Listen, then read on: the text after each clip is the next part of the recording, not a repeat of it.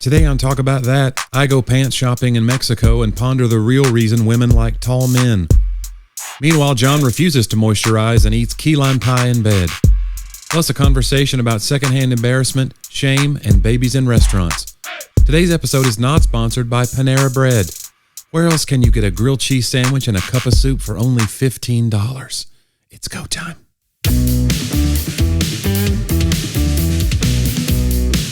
It's the podcast to end all podcasts. Let's talk about that.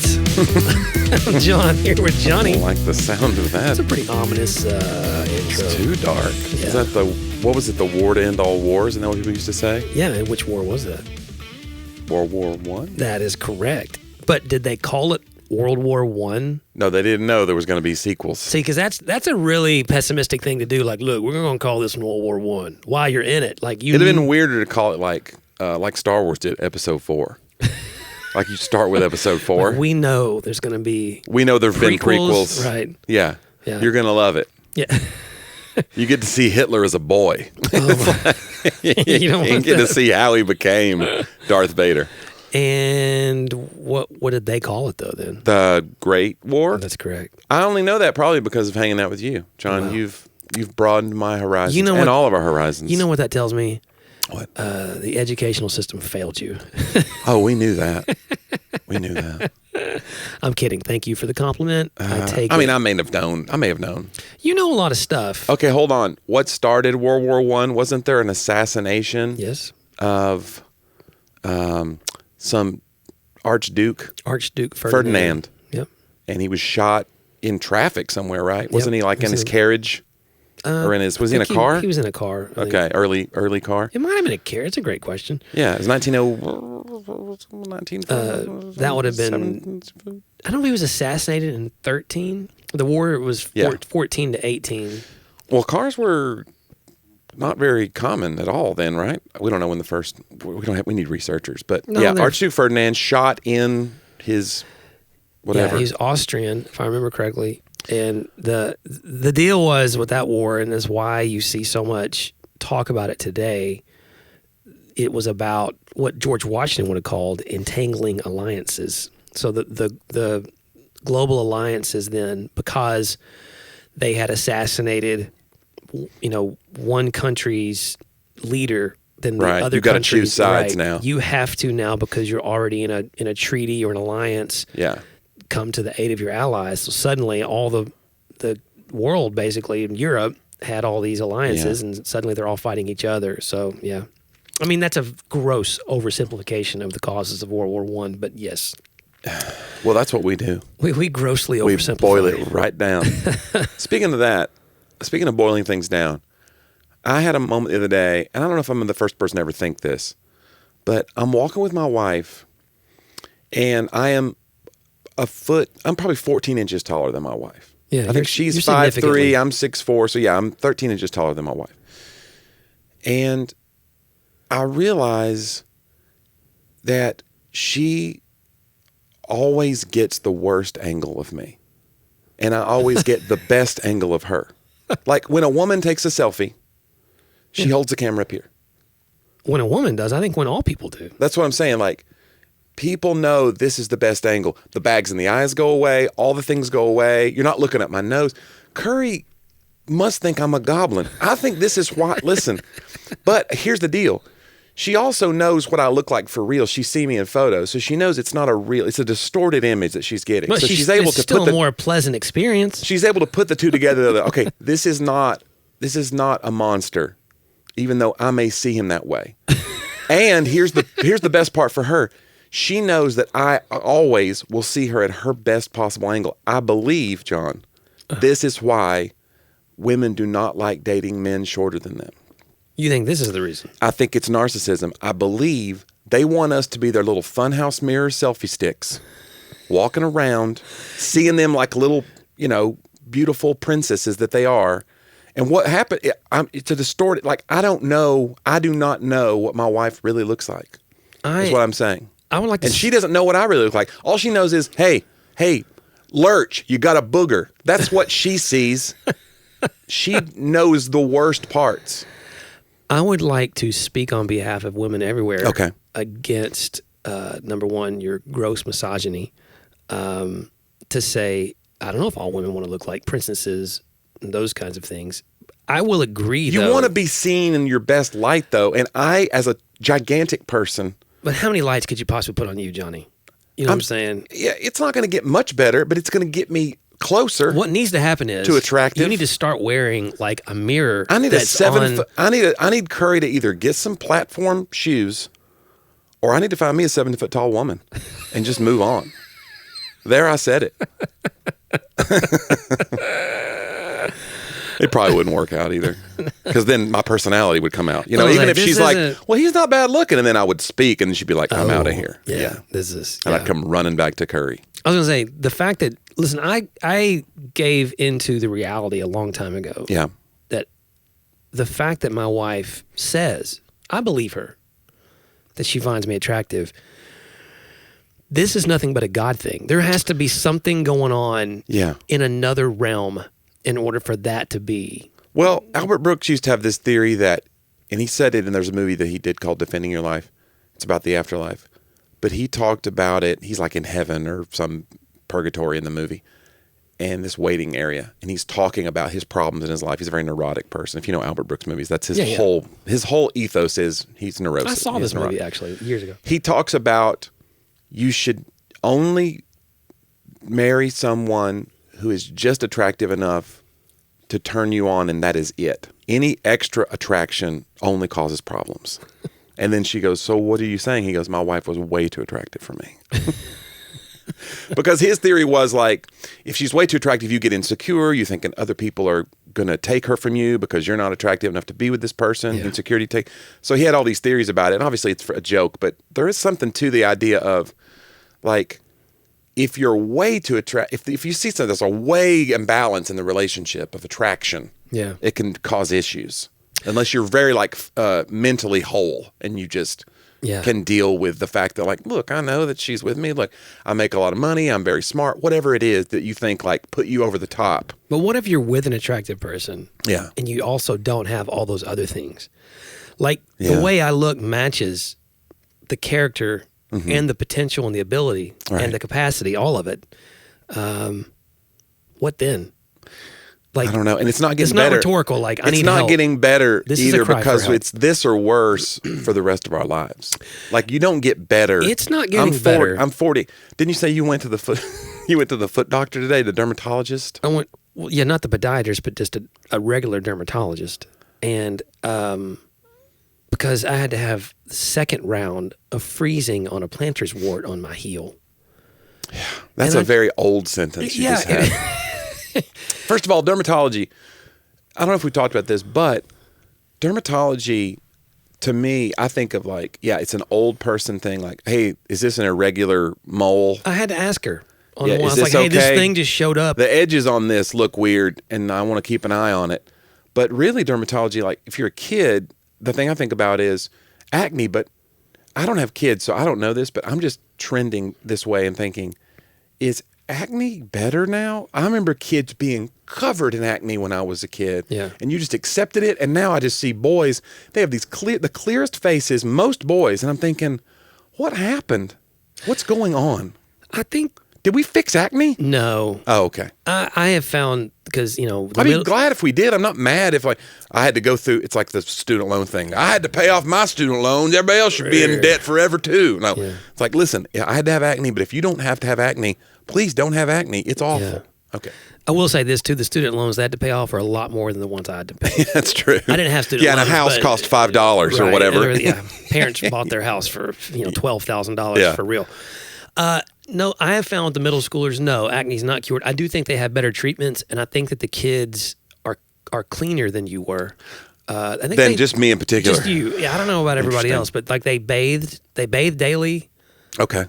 I know Sadie is like... They're bathing daily now. Like, she knows products better than most adults. Like, she understands skincare in a way. Like, the idea of skincare for me as a teenager was, there was no concept of it. No, we didn't. Well, especially boys. Like, if somebody said to you, like, hey, this is a moisturizer.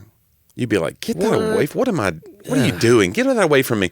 Or like even sunscreen felt like a bridge too far. And you worked on a mower. You were at a weed eater. Did you get just like countless sunburns? Burns all the time. Yeah. Face, no. I mean, I wore a hat. Yeah. And I had a full... I remember being around you as a young 20-something-year-old, and you always had a red nose. Always. Oh, yeah. From just being out weed eating on the weekends or whatever. Yeah. Yeah. And, you could even say it glows if you wanted to. I was trying to get somewhere. Nobody. So I have been gone. All of the other weed eaters used to laugh and call you names. They really did, actually. I got picked on. But no, I think about, I don't think I really began to take note of the dangers of skincare until it was probably 6th grade, 7th grade. This feels like a skincare podcast now. We've gotten into talk about the dangers of skincare and your experiences. So I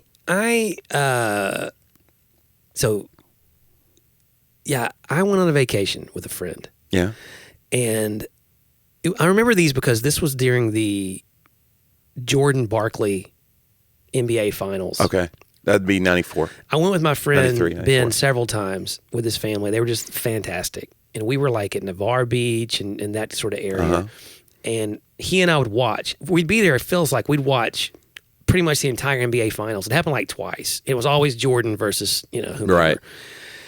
And I remember one of those trips, I was, I'm on my own. I'm out here, I'm on this trip without my family and I'm with someone else.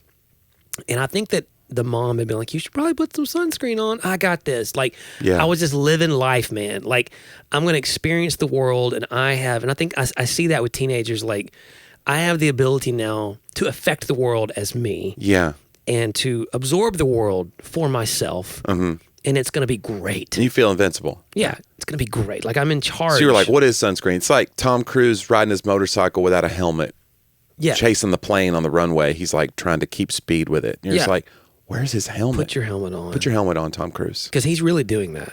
But he couldn't. Yeah, but that would mess up the whole shot because, like, the whole point of it is he's a maverick. He's literally called Maverick. Like, mavericks don't wear helmets. I wonder if this is how they stumbled into the writing. Even in the plane, there are people who talk about that in the sequel where he keeps pulling off his mask. Yeah. And you can't do that. You'll pass out. Like he's in a real F-14. He's in a pressurized cabin. You can't just be like, I'm going to pull this off. But they needed to be able to see his face for the shot so he can show frustration or show.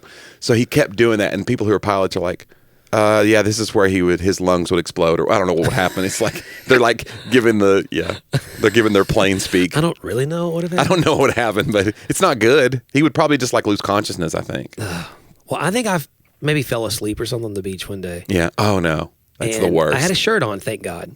Yeah. But I had no shoes. You had little lobster arms. Oh, the feet. And it burned my feet to an absolute crisp. And for the rest of that, and it was like day one. Oh, no. And I had to spend that vacation with my friend and like, bro, I've had burnt feet probably. Do you say burnt? You probably would just say burned. Burnt would be like, I think burnt of like meat. I'm getting ribs. It's like hamburger. Yeah. Bring me those burnt ends as the appetizer, which is now an appetizer, by the way. You badly burned. But it was bad. Maybe burnt is like if something's dead and burned is if it's still alive. I don't know. I wonder what did we do there? Interesting. Did we just bring up a little conundrum of the English language? We just searched the you never know what we're going to bring up. Etymological recesses of the podcasting universe. We did. But then you're embarrassed. Yeah. But now, you can't put a shoe on it because it's just... Dude, you can't. Like, if you ever had... Like, it was swelling. Like, it was that kind of thing. Like, oozing, swelling. Like, it was bad. It was real bad. Man. And, but I had to spend the vacation trying not to look like a baby now because I was like, I am man. And, like, now I'm a little kid. I want my mommy. Like, this hurts so bad. Right. And of course, his mom was great. And they're trying to embarrass you. Some aloe on it. Yeah.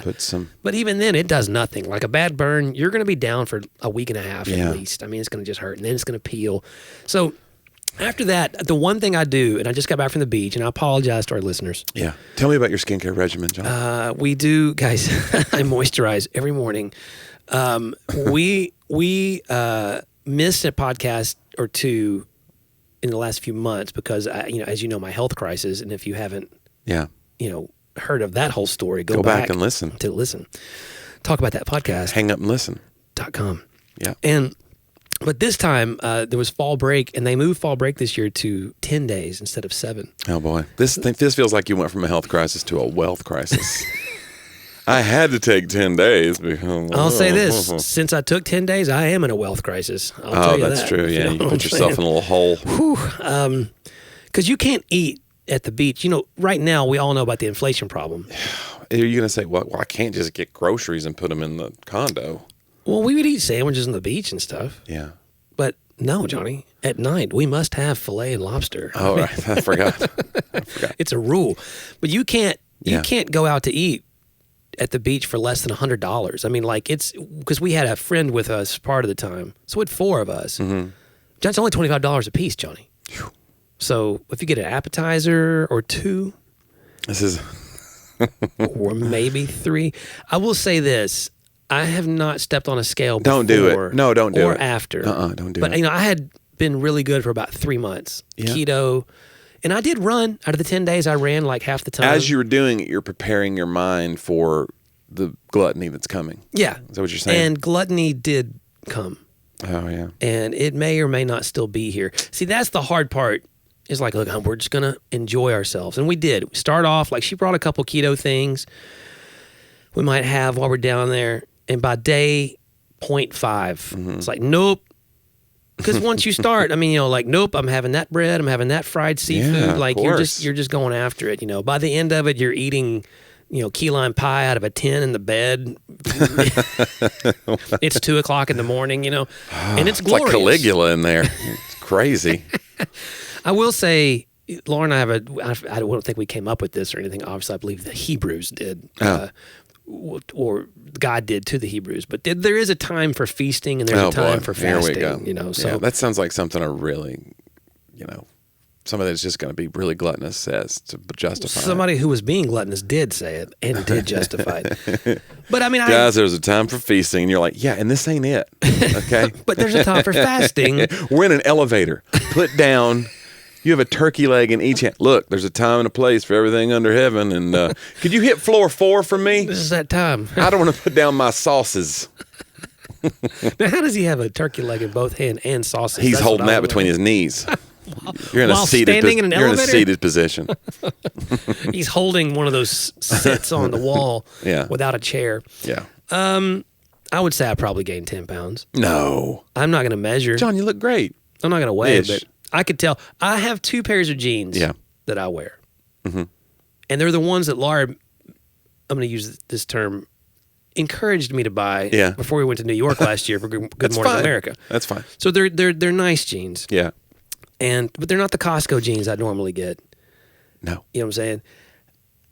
One of them is Costco a brand?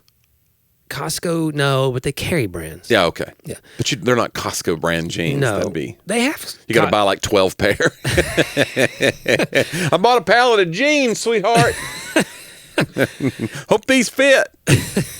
That's the beauty of Costco. You don't have to try them on. Yeah. That's why I go to. That's why I buy my clothes. But wait a minute, trying it on helps you because it gives you data that you need that says, "Oh, these are a little tight." I don't want to do that. You know what the beauty of it is? You come home and try them on. Okay. And if they don't fit, guess what you get to do? Go back to Costco because actually it's the one place I like to go. Oh, right. For shopping. Get another $1.50 hot dog. Well. Now all of a sudden those pants are tight again. You cannot go to Costco. I call it the Costco toll. Yeah. Like, why don't you just go ahead and take $300 minimum for me when we walk in the door? Yeah. All right, so finish your pants story, though. So I have 2 pairs of pants. Yes. One's a little tighter than the other. I'll put it that way. I only took the one that's snugger because when I took them, I had lost about 20 pounds. Yeah. And I was doing pretty good, By the end of the vacation, when I actually put on jeans to go out to a nicer restaurant at the end, I was like, wow, I chose poorly on which jeans I should have brought. So that's how I can tell. Oh, boy. But I did get some tan. And so if you're tan and you gain weight, it's better, right? I don't know. So you want to hear my pants story? So not really. Okay, so this is weird. And so I held on so loosely to this trip to Cancun because the hurricane, just the timing of it. Did your pants hold on loosely to you? That's the question. Well, that's the real question. So I really didn't even think about, I thought we're not going to go because we had to cancel it once already because Curry got COVID. So we already moved it again. And I was like, we're going to have to move this trip again. So literally like the day before, I'm like, are we going to go?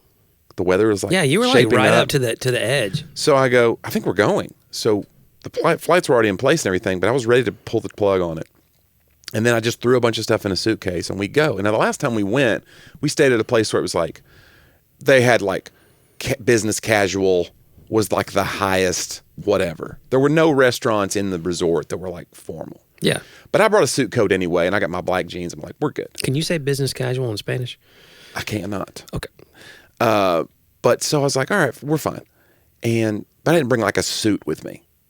And so we get there, and like one of the restaurants at the resort. Well, first of all, this resort's different than the one we stayed at before. It's very like, it's like very luxurious. And so they're like, we'll meet you at the door, and they're like, oh, welcome. But then after a while, I was like, hey, it might be cool to like go into town. Like we could take like a Uber into town because there was a bunch of stuff around the resort. And I realized like night 1 or 2, I'm looking at the little card of all the restaurants. There's like 5 restaurants. And one of them is a French restaurant, which I don't care anything about. But Curry's like, we got to go to the French restaurant. And I go, oh. And it says formal. It says, no jeans. I'm like, now I feel like a little kid. Yeah. I'm at prep school. I don't have the right shoes or whatever. Right. And I feel like I'm the poor kid. I'm like, I came here. It's very expensive. I just happen to not bring my slacks with me. I have money. I make money. But I have no slacks. So I'm like, and so I go, listen, it's fine. We'll just take one of these. We'll take an Uber to town tomorrow. I can see you walking in. It's like, hey, look at the new money. Yeah. Somebody's got slacks over here. So I'm just feeling so stupid for packing in a hurry and not bringing them. So I'm like, all right, we'll take an Uber into town. We'll go get pants. I found they had a Walmart. I couldn't believe the Walmart in Cancun. They had a Walmart in Cancun? I go, fine, we'll go. So we take an Uber, and it's like $40 round trip for this dump to go get pants. For a person who has pants, but they're at home. So I'm already... You're going to Walmart, though. Yeah. So I'm like... To get fancy pants. To get pants that will get me through. Like, so you I can get my irony. wife so I'm going to get my wife some French food. You want to go to a fancy French restaurant, and so where you go to fix the problem is a $40 Uber ride to a Walmart in Cancun. But she needed other things, too. We needed things like... She needed some... I don't know what else she needed. She needed something for the bathroom or something. Anyway, like... I wasn't really paying attention. Yeah, some lotions or potions or goos that she gets. So I was like, all right, we'll go. It'll kill 2 birds. But the reason I didn't want to go to it, they had nice stores around. They had like, a Brooks Brothers, but I'm not going to go buy a $150 pair of pants so I can have a French meal that I'm not going to like. They're going to try to serve me snail so I can make my wife happy, and I've had to pay. You know what I'm saying? That's a lose-lose. Whatever experience you did have, you are ruining it for her right now. Yes. She thinks that was the best meal ever. You're like, let me eat snails to make her No, happy. it was actually very good. The meal was good. All the meals were good. Nice save. But there was one thing they gave us, though, and it was like, I said, this looks like, I'm not even, it was like a little, like, what do they call it? Amuse-bouche. Yeah. So they're giving it to us. Perfect bite, right? And I'm like, it's a little pre-meal thing. And I'm like, it was in a little tiny, look a little ice cream cone thing. Yeah. And it's like this savory whatever.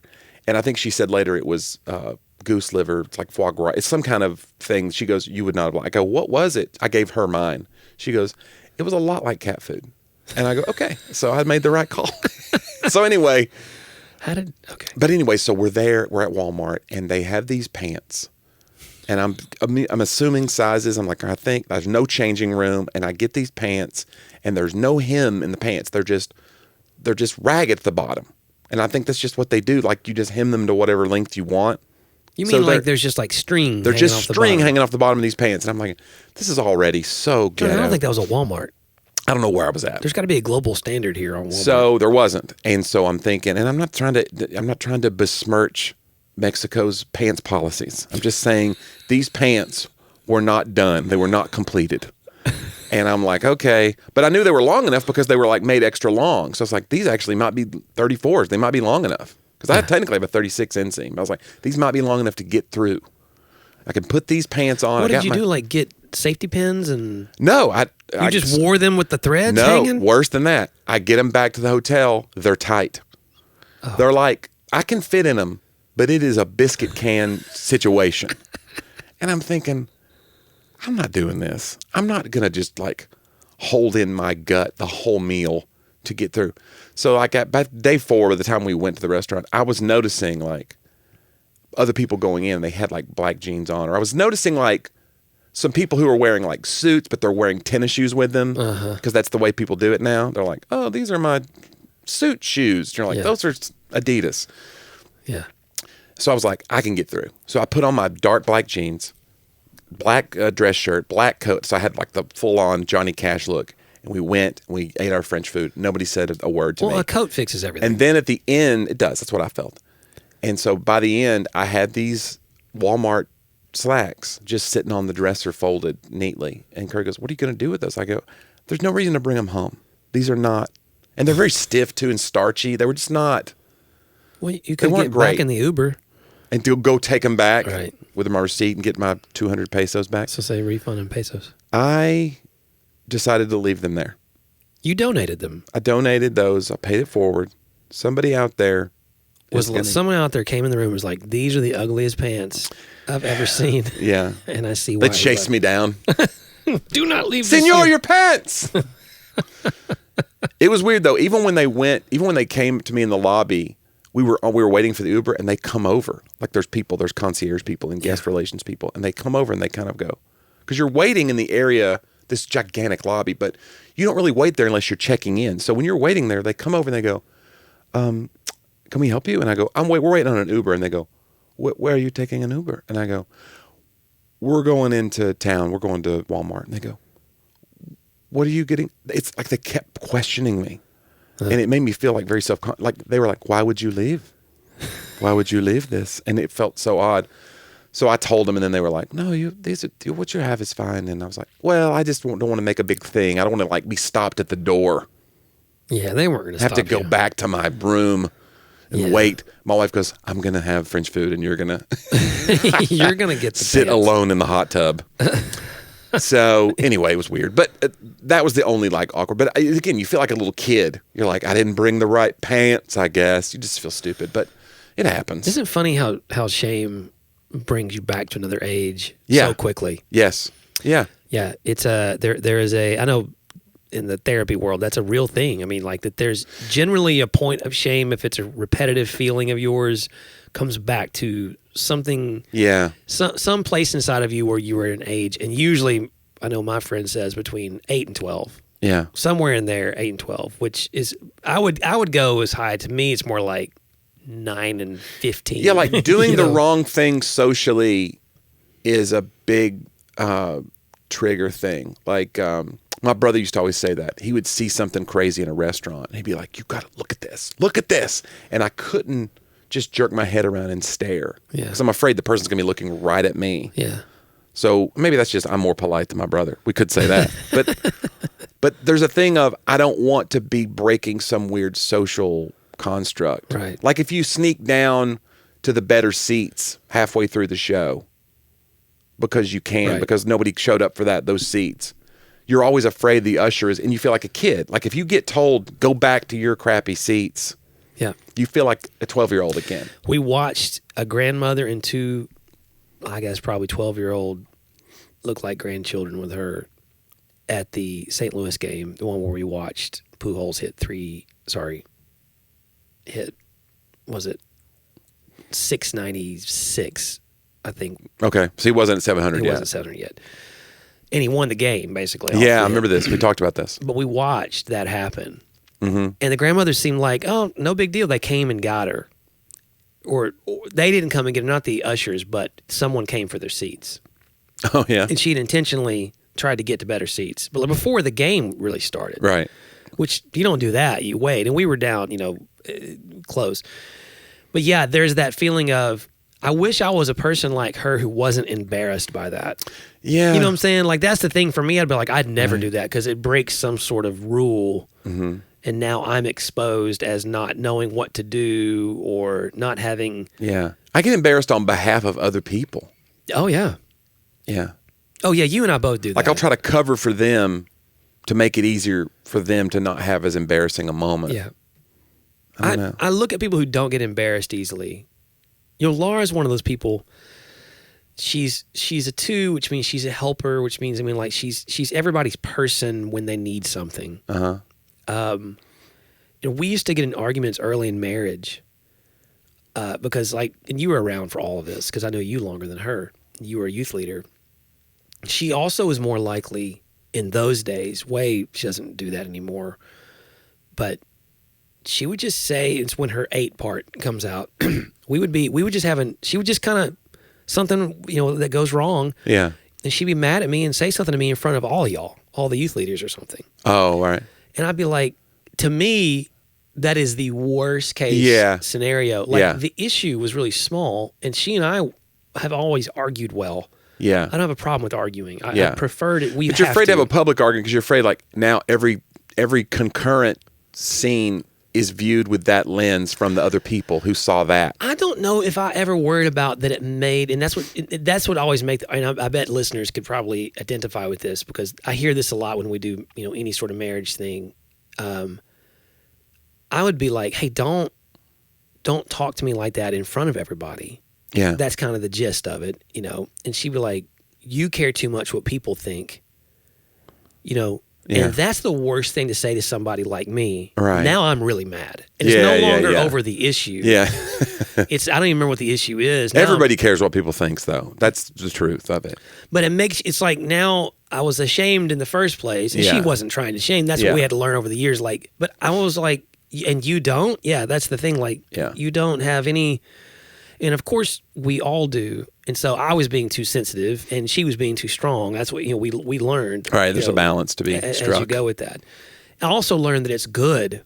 Now she shames you in private. Right. That's great. Only in private does she. That is such growth. But I actually came to the place where, hey, it's okay for Laura and I to disagree in front of people to a limit.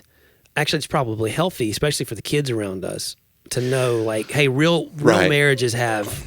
Well, that thing of embarrassment, I notice all my friends with kids, because I've seen them have kids, and I noticed that it does peel away some of that idea of embarrassment in public is just going to happen. Kids are going to run around crazy in a restaurant. Yeah. They're going to melt down in church, and you have to let that part of yourself go that is too precious about that. We probably could have done better. We were never the people, for whatever reason. Like, we didn't take Sadie to a restaurant till she was able to sit through a meal. Yeah. When she was real little, you put them in a car. I mean, like, newborn is like carrying a suitcase. I remember her saying that one time. I remember Laura saying that, like, we're not going to do this to the other people in the restaurant.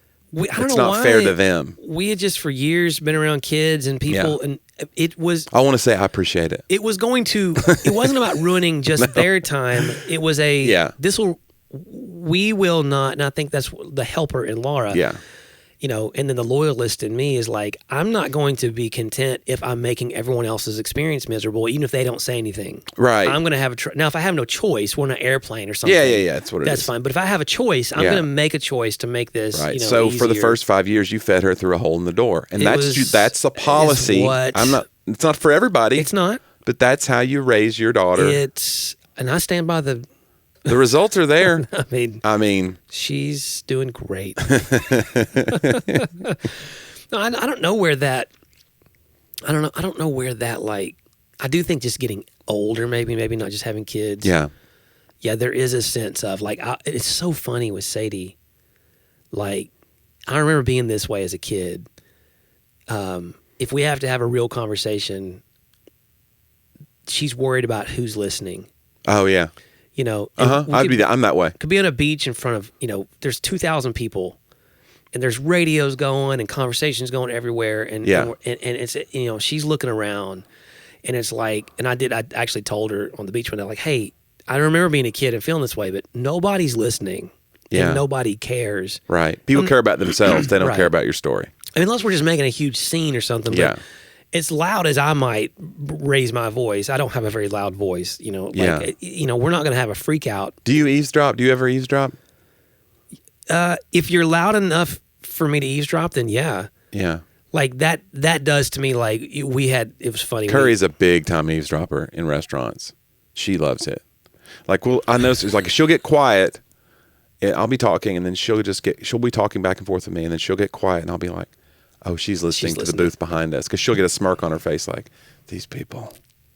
And she'll just be so entertained by it. I do get entertained if it's Laura and I have a whole unspoken, like we can speak many sentences just with our eyes, of what's going on around us. That's beautiful. Guys.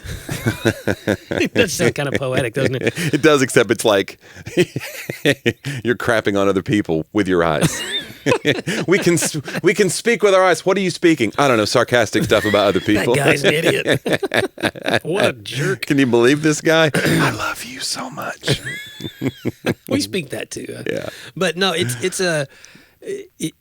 I think I do get embarrassed for others. She doesn't, but I do. I'll get embarrassed for them. Like, man, we also listen for accents. That's the other big thing. When you're a Southerner and you're still in the South and there is a glaring, I'm not going to say, and by the way, Laura's reading a fascinating book right now.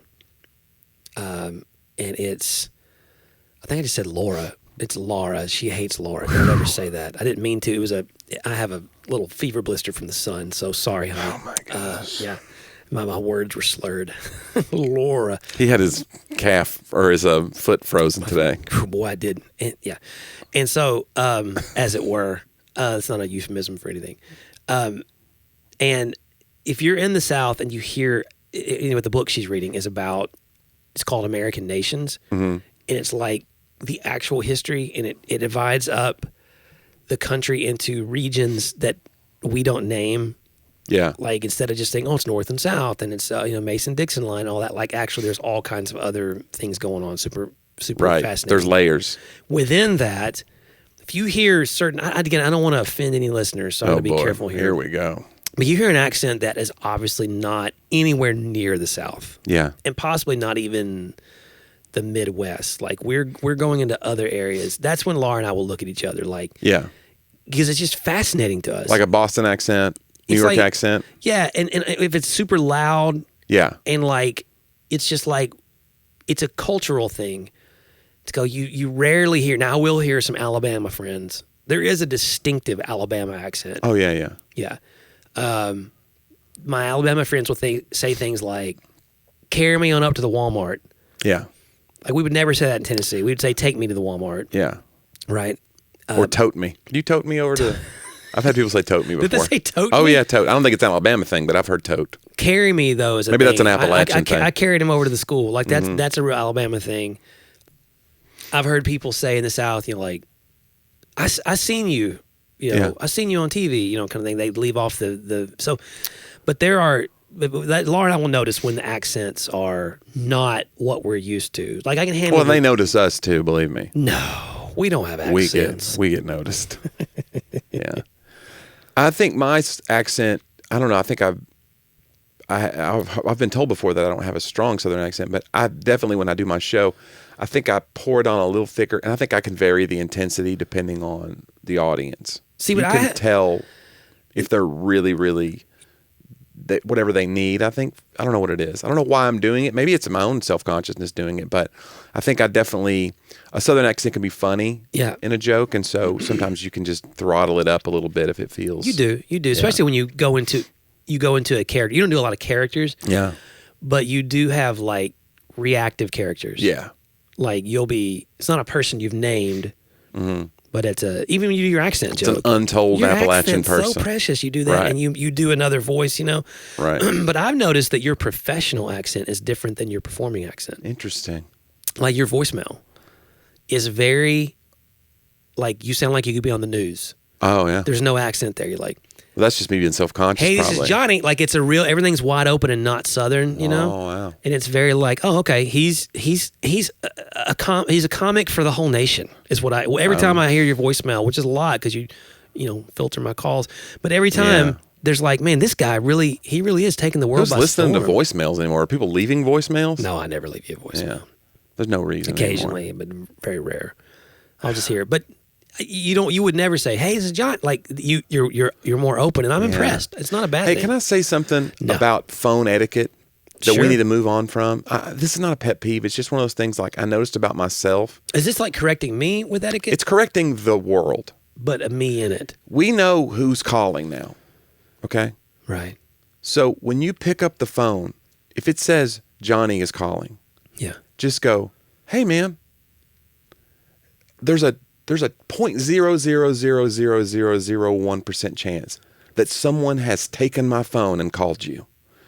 But everybody else, every other percentage, every other option is going to be me. So don't pick up the phone when I call you and go, hello? Stop saying hello. It's me. There's no need to say hello. Just start talking to Jonnie. You see what I'm saying? Because that happened to me. Like, there's a friend of mine, he called me and I go, hello? He goes, do you have caller ID? He goes, it's me. What are you doing? And I realized he's right. We all still say hello like we're picking up a handset in the 1950s with the curly cord. We know who it is. I think this is a strange thing to be up in arms about. I'm not up in arms, but I just think it's interesting that we still do the unnecessary. We're still saying extra. It's like when somebody calls a radio show and they go, you're on, and they go, hello? Can you guys hear me? Yeah, we can hear you. How you guys doing? We're good. Yeah. The reason I was calling, you just wasted so much time. People are driving off into guardrails. Just go, I hate the Lakers, or whatever you want to talk about. Don't call a sports talk show and ask how they're doing. Yeah. It's totally wasted space. So don't say hello. Listen, if I call you today, anybody listening to this show, if I call you from now on and you say hello, I'm hanging up the phone. I'm over it. I'm tired of it. You heard it here, folks. Jonnie's changing the world. Say hello if I walk up to you. Hello. I'm not going to say that if you walk up to me. That's right. You don't even do it then. I do say, hey, bro. There you go. But what's the difference? Say the thing that like we would say to each other. If we were really talking. Yes. Yeah. Don't say hello like you walk up and I go, I hate the Lakers. When you say hello, you're going, this might be a bill collector. No, you know who it is. No, there is a chance that they didn't look at the caller ID. Sometimes it's rare. Come on, man. In the professional world. We're trying to move on as a culture and you won't let us. I'm not really upset, but I'm sort of upset. Just a little bit. Yeah. That's interesting. There is such thing as etiquette, though. Like but I think that's like an old etiquette that's like retained, but it's like we don't need it anymore. Yeah, but you don't get to decide. Yeah, but I think it'll work its way out. Like I think eventually it's like people don't leave voicemails anymore; they just text you. Yeah. Like eventually people are going to stop saying hello when they pick up the phone, and I want to be the person that helps push it ever forward. Yeah, John. out of all the things you could push forward, this is what you chose. I want to push other things forward. We need you in some other areas. Do you think? I don't feel very needed. I feel very unnecessary these days. That's interesting. I haven't really thought about it. I know Laura, because she's on professional calls all day. She will say, "This is Laura," when she answers. Hello, that's okay. Laura, This is Laura. Hey, that's okay. But and I imagine she probably knows who it is when she calls. But there's still a professional. But she wouldn't say, "This is Laura," if she knew it was you. No, that'd be weird. She'd just be like, actually, sometimes she does. She might say, "Hey, sweetie," but like. What are the odds that it's going to be like, I found John's phone. Don't you feel stupid? This isn't John at all. Like that's really the scenario that when you say hello to a friend who's called you and you see their name on the screen, that's the scenario you're imagining. What if it's not John? See, I could see a whole backlash to this. Yeah. Of a society that already has lost so much of its courteous. I'm not saying don't greet them. I'm saying greet them in a friendly way that you would already, like if I saw you on the street. Don't greet me with a hello like it could be, but let's be honest, Discover card calling for your payment. We live in a town where we're never going to see each other in the street. It's not like this is New York. We're driving around Mount Juliet, just going from restaurant to restaurant and Walmart to Academy Sports. Yeah. That whole to buy slacks, you got a hem. When am I going to see you on the streets at all? The streets of Mount Juliet or the street? Listen, I don't like that expression, I would kindly ask you to stop using it. From the streets, or on the streets, or on the now, streets. when you're in New York, yeah, absolutely, we might see. And really, even then, you're in the sidewalk. You're not on the street. If you're in the street in New York, that's you're bad. already in trouble. You're getting honked at. Right. I wonder if they say hello in New York. They don't. They just honking is their hello. I did hear someone honk the other day. Because we were in Florida driving around, and you could tell, because all of us there are not from Florida, for the most part. And I could tell who was from, like... Oh, yeah, people that move there for the warm winters and stuff. And they're like honking, and the rest of the Southerners are like, we only honk when there's a major emergency. Right. We don't do this here. Like, if I honk at you, like, it took a lot. you're almost about to hit my car if I Right. honked at you. Yeah, I only used the horn like I did it yesterday. Someone came over into my lane, and it was a very polite honk. Like it was a real quick one. You know, it wasn't like, now if I lay on it, I'm mad. Like, now you Right. put my family in danger, and I'm letting you have it. But horn etiquette. When I call you, that's what I want you to say from now on. When I call you, I want you to pick up and go, "You've put my family in danger, and I'm letting you have it." I have a certain set of skills. Our texting and calling, our texting especially, it's always funny. You rarely ever get me anymore. Yeah. But there are times you just drop absurd. Yeah. Like, I'll ask, "Hey man, we're meeting at 9," and immediately you'll fire back with something, and I'm not going to say what it is, which is something completely absurd. And I laugh hard. Like, it's always a surprise. Well, I've told you about the time when this was like, I'd been doing comedy a year and a half or something, and I did this show on New Year's Eve, and it was in Wichita, Kansas, and the guy goes, "Hey, it's at midnight tonight, it's the big show," or it was like 11 or something, and then we'll have the countdown and we'll watch the ball drop with this comedy show. I go, "Cool." So I get there early in the day. So now I have this time to kill. So I go to sleep. I just take a nap in the hotel. And he goes, "We'll send some guy to pick you up," which I never did. I don't do that now. I just rent a car because it's just, you never know what you're going to get. But back then I was like, sure, a free ride. I was only making a few $100. I was like, this will help me have a better profit margin. This guy he texts me, and he goes, "There'll be a car to come get you. I can't come get you. I'm stuck here at the event." He was like one of the pastors. "But I'll send him to get you. He'll be driving a maroon Crown Victoria." And I said, I'm half asleep because I just woke up from my nap. So I just saw this text, and I text him back, "Cool, no cops or I kill a hostage." Because it's just so funny to say, like, he'll be driving or whatever. It's like he'll be wearing a red carnation or whatever. And he did not respond. And now I'm like, oh no, I've got to do a show for this person. He's offended. And I'm like freaking out. Wow. You know, because I mean, again, so that social cue of being a kid, I mean, like, oh, I've gone too far. Now I'll never have any friends or whatever. And I'm freaking out. So I go to the show, and he's there, and I go, and I'm like watching for any social cues of like, is he mad?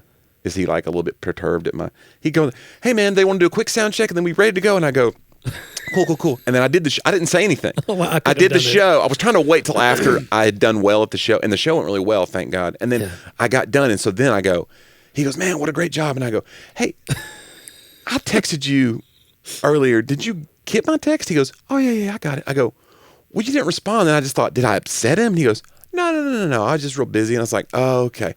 So I was like, okay, well, that's all right. And John, I did it again. I did it like 2 years later. To the same guy? To another person. I thought, I want to try it out again. I want to take this joke for a test drive. Again, the person did not respond. So this joke's over too, basically. Don't do it. Don't just listen. It's always too soon. Don't threaten to kill a hostage in a text message, even if you're kidding. Guys, if you're not kidding, just don't do it. That's a bad life. Right. Don't be killing hostages. Right. But even if you're kidding and it's obvious you're kidding, it's a weird text. Right. To a stranger. Jonnie has yet to send this to someone who's not a stranger. That's the other part that you would think did not happen. Yeah. I mean, when you call my cell phone now, if I know it's you, I'm going to answer with that instead of hello. I'm going to be like, "No cops or I kill." Yeah. Oh my goodness. So, and you know what, listener, we'd love to hear from you as well. We feel like we've held you hostage for the last 45 plus minutes, and we're sorry. But you, if you enjoyed your time in captivity, you could always go over to our website. Talkaboutthatpodcast.com. Over 200 archived episodes for your listening enjoyment. You can even go to click on our Patreon page there. Our link trees are there. If you want to click in Patreon, kick in a few shekels, we'd appreciate that. That helps us make more content, buy new gear, and all that good stuff. And we have a cool announcement coming up. Yeah. In that world. Yeah. We feel like the audience is getting ready to just explode here soon, we hope. We're pensive. Yeah. We're not trying to be. No. You know, we know who we are. Our expectations and we know who we're not, John. I don't think we know who we're not. That's the problem. Anyway, if you're out there and you want to do that, that's great. If you don't, listen, continue mooching off the show. We don't care. It doesn't bother us. But we do. We wouldn't even mention it. We do appreciate our patrons, and we're working on some new things for our patrons, actually. We're working on some special benefits for them. So if you want to be in that number when the Saints go marching in, yeah, go ahead and click in there. But also, you can click on our link trees, find all of our cool links. Follow me on social media, follow John, and learn about all of his new book projects coming out. You just had a book drop this week, you said. Yeah, so new book a couple weeks ago, More Than Your Number by Yes. Beth and Jeff McCord. Great book. Go check it out. It's an Enneagram book, but it's for those who maybe are curious about the Enneagram or even skeptical, some might say. Go check it out. And then a new book dropped today called Born for Rescue by Pat Bradley. Amazing, some of the most amazing stories I've ever had the honor of helping to write of his just journey around the world. He runs an organization called Crisis Aid. They're like the first on the ground often in major world crises, whether it's natural disaster or war. Just a lot of amazing stories. Excited to see that book come out. So that's called Born for Rescue. You can get it on Amazon. It dropped today. Nice. When I say today, actually, this will be airing later. So yeah, go do that. No, actually, this will be today. Yeah. So go do that and leave a review. That helps other people find it and all that good stuff. Yeah, absolutely. Guys, we appreciate the time you gave to us today. It was so much fun. Glad to be back with you. We'll see you again next week on Talk About That.